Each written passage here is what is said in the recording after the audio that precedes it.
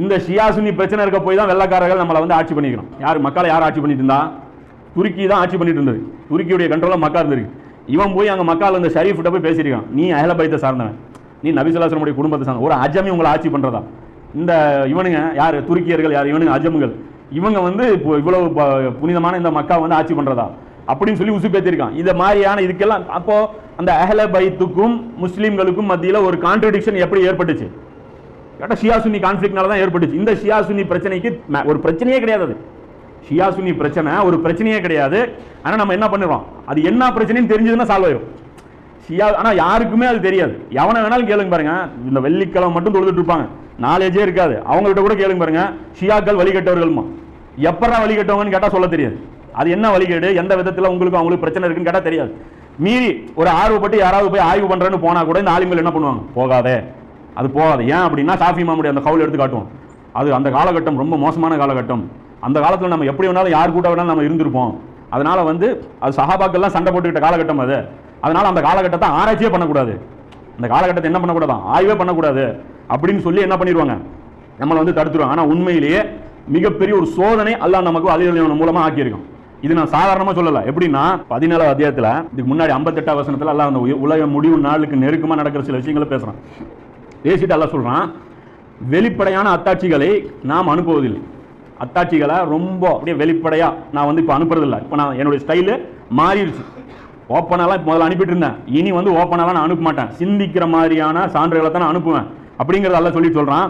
ஏனென்றால் அப்படி அனுப்பினாலும் அதை பொய்ப்படுத்தி விடுகின்றன. அப்படி அனுப்பினாலும் என்ன பண்ணுறீங்க, நீங்கள் நிராகரிச்சிடுறீங்க. அப்போ வேற மாதிரி இருக்கும் அப்படிங்கிறத இதுலேருந்து புரிஞ்சிக்க முடியுது. நாம் சமூது கூட்டத்தாருக்கு ஒரு பெண் ஒட்டகத்தை அனுப்பினோம். இது சொல்லிட்டு அல்லாஹ் கொடுக்குற இந்த எக்ஸாம்பிள் தான் அலிஹ் பொருந்தது. சமூது கூட்டத்தாருக்கு ஒரு பெண் ஒட்டகத்தை அனுப்பினோம், அது கண்கூடான அத்தாட்சியாக இருந்தது. அவர்களே அதற்கு ஆனால் அவர்களோ அதற்கு அநியாயம் செய்தார்கள். அந்த ஒட்டகத்துக்கு என்ன பண்ணாங்க, அநியாயம் பண்ணிட்டாங்க.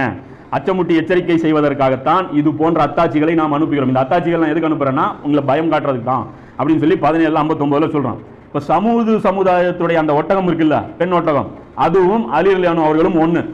எப்படின்னா ரசூலுல்லாஹ் வந்து ஒரு ஹதீஸ்ல சொல்றாங்க, நபி ஸல்லல்லாஹு அலைஹி வஸல்லம் ஒரு போருக்கு போறாங்க. அந்த இது பத்ருக்கு முன்னாடி நடக்கிற ஒரு காலகட்டம். அது அந்த போருக்கு போகும்போது ஒரு இடத்துல வந்து ஒரு வெயில் நேரத்தில் அலிஹ் ஒரு இடத்துல படுத்து கிடக்குறாங்க. படுத்து கிடக்கும்போது நேராக போகிறாங்க, எழுப்புறாங்க, மண் தலையில் பட்டிருக்கு, தொடச்சிட்டு சொல்கிறாங்க அபு துராபே. அப்பவும் சொல்கிறாங்க 2-3 சந்தர்ப்பத்தில் அபு துராபுன்னு பேர் நபி ஸல்லல்லாஹு சொல்கிறாங்க. அந்த இடத்துல சொல்லும்போது சொல்கிறாங்க, அபு துராபே 2 துர்பாகியசாலியை பற்றி நான் உங்களுக்கு அறிவிக்கட்டுமா அப்படிங்கிறேன். 2 வந்து துர்பாகியசாலியை பற்றி சொல்கிறாங்க. ஒருவன் உஹைமிர், ஒருவனுடைய பேர் என்ன, உஹைமிருங்கிறவன். அவன் யார் அப்படின்னா சமூது கூட்டத்தை சார்ந்தவன். அவனே வந்து அந்த சமூது கூட்டத்துடைய அந்த ஒட்டகம் இருக்குல்ல அதை அறுத்தவன் அப்படின்னு சொல்லிட்டு. 2வது சொல்கிறாங்க, இன்னொருவன் உன் தலையில் அடித்துக் கொள்பவன், உன்னுடைய தலையில் அடிச்சு கொள்றவன் வந்து அவன் இன்னொருத்தன், அதனால் உன்னுடைய தாடி ரத்தத்தால் நனையும் அப்படின்னு சொல்லி சொல்றாங்க. இது முஸ்னத் அஹ்மதுல 18511 ஹதீஸாவும் இருக்கு. பஸார்ல பாத்தீங்கன்னா 1417 ஹதீஸா இருக்கு.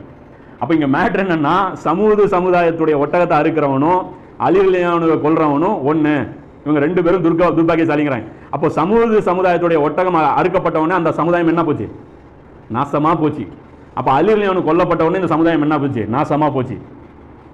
அது அலிஹ் ஒரு அத்தாட்சி, சும்மா கிடையாது.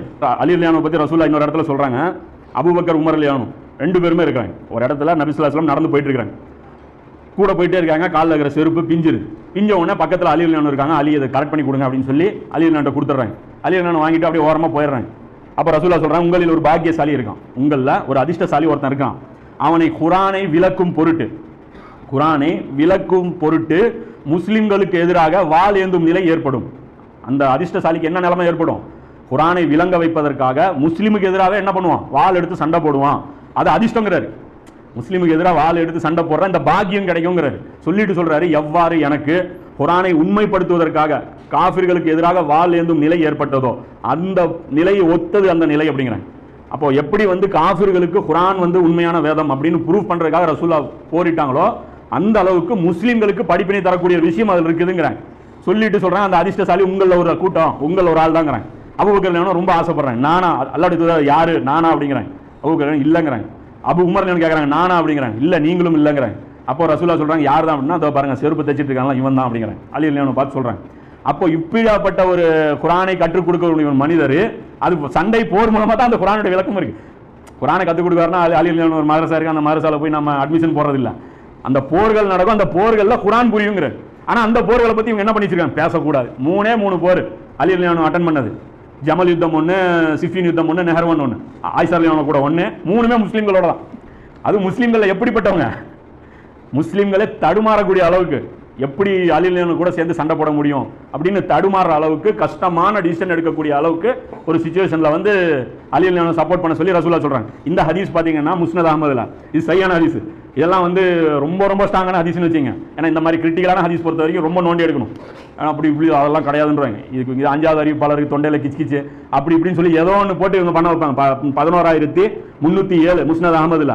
அதே மாதிரி ஹாக்கிம்ல வந்து 4,621, நசையில 8,457.